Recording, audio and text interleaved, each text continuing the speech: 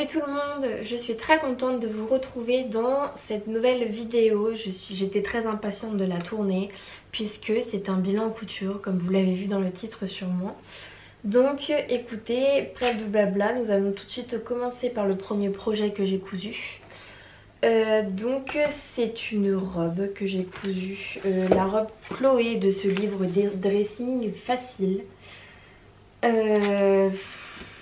Je vais vous parler du modèle et ensuite je vais vous parler du livre. On va faire ça dans l'ordre.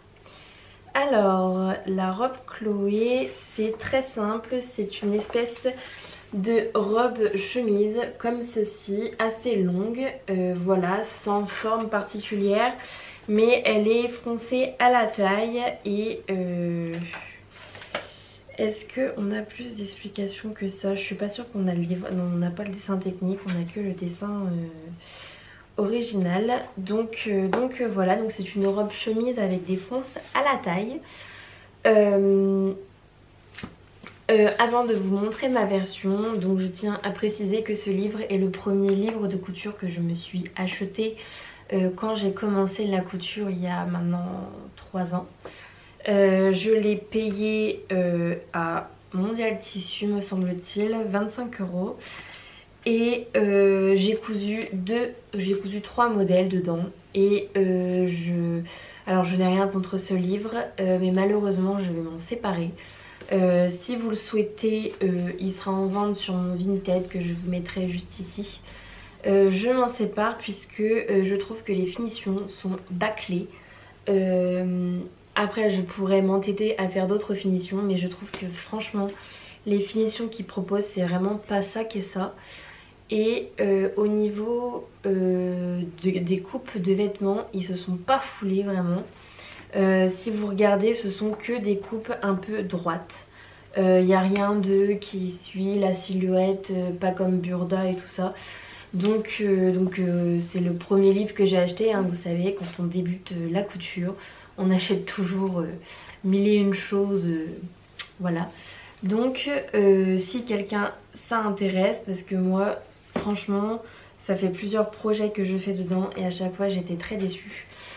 Bref, je vous montre ma réalisation. Alors cette robe je l'ai fait en taille 44.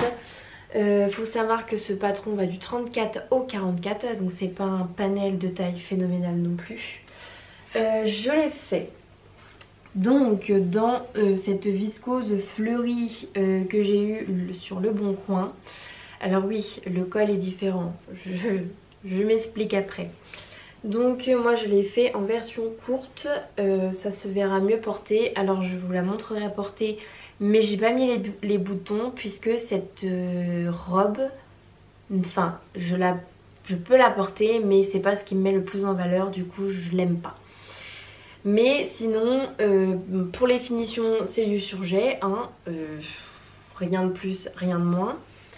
Donc c'est une robe courte à manches longues avec un poignet de manches. Celui-là je sais plus s'il y était déjà dessus, je crois qu'il y était déjà. Donc avec un poignet de manches et en fait donc elle a aussi un col chemise qui n'est pas dans le même tissu puisque je n'avais pas assez de tissu pour le faire. Du coup je me suis dit bah c'est pas grave, je vais le faire en blanc. Sauf que col chemise blondine bien sûr. C'est col chemise, j'ai pas fait l'inverse en fait, j'ai fait le col et le sous-col. Le sous-col est de la même couleur que la chemise alors que le col non. J'ai pas pensé dans ma tête que fallait faire l'inverse, que le sous-col fallait le faire en blanc et que là le col fallait le faire, mais bon c'est pas grave, c'est l'une des bêtises que je fais quand je suis très fatiguée. Donc voilà, donc c'est un modèle qui est froncé à la taille comme ceci et j'ai plus de batterie. Cette jupe est légèrement juste au niveau des hanches et pourtant parce que de base en fait vous avez juste le patron du haut. Le bas il vous donne 3 mesures et démerdez-vous avec ça. Voilà, pour être franche et concis, c'est un peu ça. Fallait faire un carré de temps, enfin un rectangle. Sauf que dans la largeur ça tenait pas dans mon tissu. Du coup j'ai fait un amalgame phénoménal. Au final j'ai fait exactement les dimensions qu'il demandait. Et au final eh ben, c'était toujours trop juste au niveau des hanches. enfin au niveau des fesses en fait, pour être totalement honnête. Donc voilà. En vrai elle est pas si mal hein, mais c'est juste qu'elle ne me met pas en valeur du tout.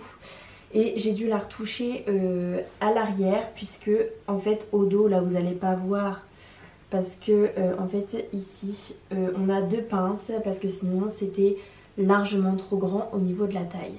Et comme moi il me faut des choses avec la taille marquée, enfin des vêtements avec la taille marquée, bah c'était trop, enfin c'était pas joli quoi. Du coup j'ai fait 2 pinces pour rectifier le tir. Et au final, et ben, elle me plaît pas, elle est portable hein, mais elle me plaît pas. En plus je trouve que le motif du tissu ne me met pas en valeur correctement. Voilà quoi. Donc voilà pour cette réalisation.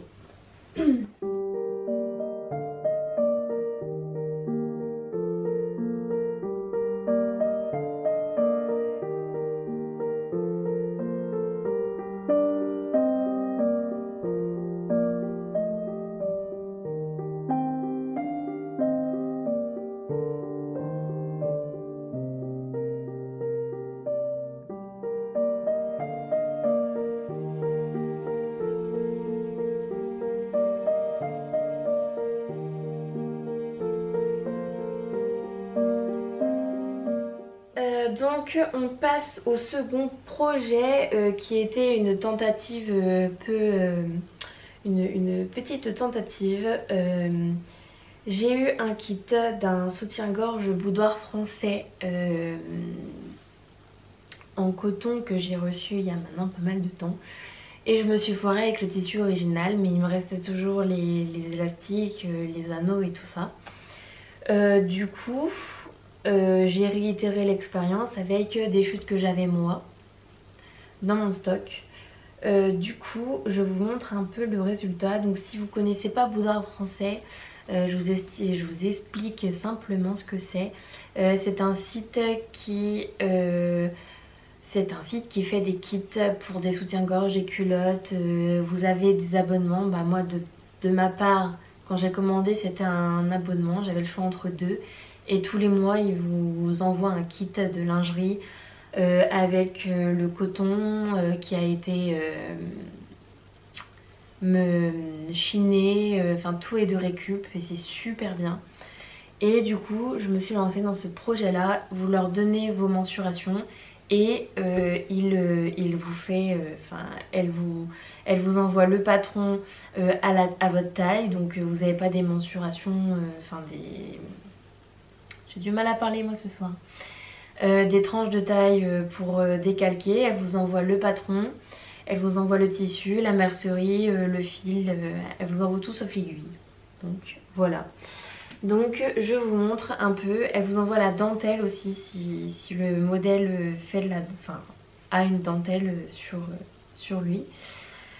Alors donc je vous montre ma réalisation. Donc enfin du moins j'essaye, parce que montrer comme ça la caméra un soutien-gorge c'est pas dingue.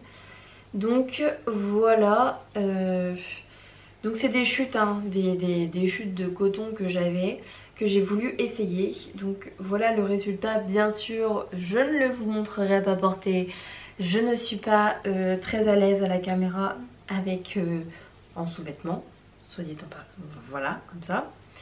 Donc voilà, donc c'est un soutien-gorge très agréable à porter mais qui ne me va pas puisque là j'ai fait du sport pas mal, un petit peu de sport et j'ai maigri un petit peu au niveau d'ici, donc ça fait que au niveau du centre du soutien-gorge entre les deux bonnets ça baille, ça baille, c'est pas dingue.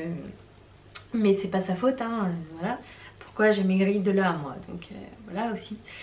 Les finitions sont géniales. Pour réaliser ceci, vous avez un tuto vidéo qui vous est envoyé en même temps que le kit de lingerie. Donc voilà, écoutez, je vais pas m'étendre dessus réellement. Vous avez une pince pour les bonnets. C'est fini en point zigzag et la fermeture c'est un crochet comme ceci que vous venez défaire. C'est un peu les styles un peu maillot de bain.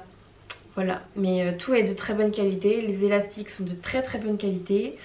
Les anneaux c'est pareil, c'est du métal, c'est pas mal. Malgré que je ne peux pas le porter, je suis très contente d'avoir fait ce soutien-gorge. Je me suis fait un peu la main pour d'autres. Donc voilà, je crois que oui. Moi j'avais eu un problème au niveau du côté. Les élastiques que j'ai achetés sur Le Bon Coin, les élastiques au niveau d'ici, c'est les miens. Et ils sont hyper lâches. Donc je pense que c'est à cause de ça aussi que ça baille. Parce que j'ai des élastiques de côté qui sont hyper lâches. En fait quand je les ai cousus, normalement c'est censé se rétracter. Et bah là c'est resté tel quel. Donc c'est pas top. Donc voilà, sinon j'ai rien à dire d'autre de plus dessus. Je crois que j'ai fait le tour. Donc nous nous retrouvons une journée plus tard. Mon appareil photo n'avait plus de batterie et normalement j'ai 2 batteries mais l'autre je l'ai pas mis à charger. Du coup j'ai dû attendre. Bref, donc du coup nous en étions à un autre patron, donc le patron de la mini jupe Jasp de Laura Cotero de Modulab. Si vous connaissez pas le principe de Modulab, alors c'est très simple. Elle a déjà fait le kimono Camélia, qui est une robe qu'on peut faire aussi en version blouse, avec plusieurs fermetures différentes, plusieurs poches différentes. Et là c'est le même principe. Donc je vous montre le patron. Vous avez une jupe comme ceci, avec plusieurs styles d'ouverture, plusieurs pans. Si vous voulez une jupe avec 3 pans ou que 2 pans, vous pouvez choisir les pans, les poches, et c'est déjà pas mal je pense. Donc voilà, donc vous avez plusieurs versions. Ce patron n'est pas encore sorti. Il sortira très prochainement. Je vous mettrai en description la date ou le lien s'il est sorti. Donc c'est une jupe qui taille de la taille 32 au 52 et en fait c'est un test de patron que j'ai réalisé pour Laura Cotero, d'ailleurs que je suis très très fière puisque j'adore cette créatrice. Elle est super gentille. Si vous avez des problèmes, vous pouvez lui en parler, des problèmes de couture évidemment. Donc vous pouvez aller la contacter, elle vous répondra avec un peu de temps, mais elle vous répondra, c'est sûr. Donc voilà, donc je vous montre ma version. Donc c'est une jupe en lin que j'ai eue à la halle du tissu à Troyes quand j'y suis allée. Donc voilà, moi j'ai fait une version avec 3 pans sur le devant et 3 pans sur l'arrière, avec des poches cavalières comme ceci. Et sur le dos vous avez un zip invisible et 2 poches plaquées biaisées. Donc voilà, donc vous avez une ceinture avec des passants qui vous... Les explications sont très très claires, il n'y a pas de souci. Les poches cavalières, j'ai voulu mettre un peu de lainage taupe. Je trouvais que ça allait super bien avec la couleur du lin que j'ai choisi. Donc voilà, qu'est-ce que je peux vous dire d'autre? Les finitions, donc les finitions c'est du surjet tout à fait basique comme ceci. Et pour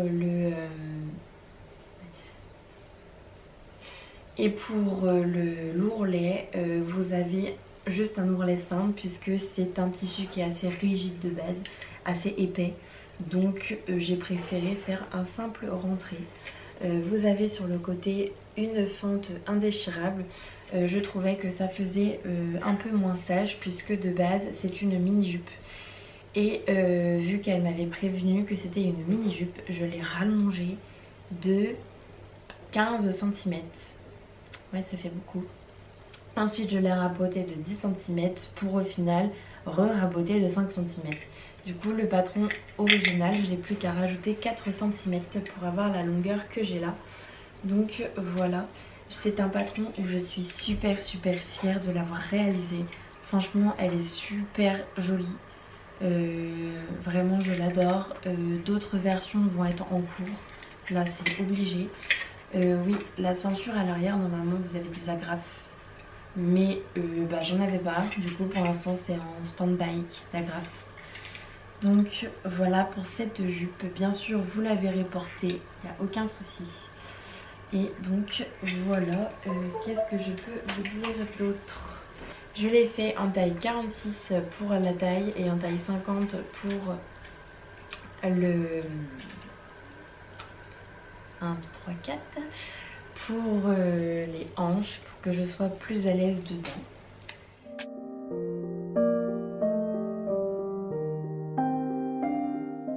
Donc nous passons maintenant au dernier patron que j'ai à vous présenter, qui n'est d'autre que le legging Samba de Vanessa Salin.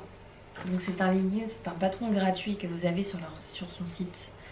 C'est de la taille 34 au 54 et en difficulté. Là elle met rien, mais assis elle met une étoile. Franchement il est super simple. Donc c'est très simple, hein. C'est un legging tout à fait basique. Et je vous montre ma version. Je l'ai réalisé en noir comme ceci. Donc oui, on verra trop bien la caméra, c'est merveilleux. Le noir c'est super. Je l'ai fait en taille 46 et je l'ai fait en jersey de polyester que j'avais lu à la halle du tissu. De base c'était pour me faire un haut manche longue, sauf que je déteste ce tissu, on va dire sur ma peau au niveau du haut. Je trouve ça pas respirant, franchement c'est pas dingue. Du coup je me suis dit bah autant tester le patron Samba, vu que je voulais me faire un legging depuis très longtemps. Du coup, et ben le voici. J'ai eu assez. Donc en fait, vous avez deux pièces à décalquer, même pas une. Vu qu'en fait, c'est les deux. C'est une pièce que vous décalquez une fois et comme vous pliez votre tissu en deux, ben, ça fait les deux pièces. Je l'ai fait en version longue. Donc longue, vu que j'avais pas assez de tissu, il me manque peut-être 5 cm, mais je le savais. Vous avez une ceinture élastiquée comme ceci, donc elle n'est pas très haute, hein. Vous avez un ourlet basique, donc moi j'ai fait du point droit, je me suis pas embêtée. Oui, c'est du point droit que j'ai fait, d'ailleurs ça se voit, mon fil il est presque cassé, mais bon c'est pas grave, j'avais pas envie de me casser la tête. Toute cette réalisation est 1, 2, 3, 4, cette réalisation est cousue à la surjeteuse. Tout est cousu à la surjeteuse, qui est super simple et super rapide. Je l'ai cousu en peut-être 1 heure à tout casser, sans les finitions. Les finitions, 2 heures avec les finitions. C'est un patron très simple. Je l'ai fait en taille 46, ça je le dis. Pour le prochain, je pense que je vais rallonger la hauteur de la ceinture d'environ je sais pas 3 ou 4 cm pour que la ceinture soit plus haute et pour que je mette un élastique plus large, parce que là ça me dérange pas, je fais du sport avec, donc personnellement je m'en fiche un peu, mais je pense que la prochaine version je vais essayer de faire un élastique plus épais, plus large, et on verra ce que ça donne. Pourquoi pas me faire des shorts pour l'été, parce que pour l'instant j'ai du mal à trouver un patron de short ou voilà, ou me faire des leggings. Enfin ce patron, je pense que je vais l'exploiter, le surexploiter. J'en ai déjà 2 autres à couper comme ça et à assembler, donc autant vous dire que je l'adore, c'est trop bien. Bien sûr vous le verrez porter, il n'y a pas de souci. Donc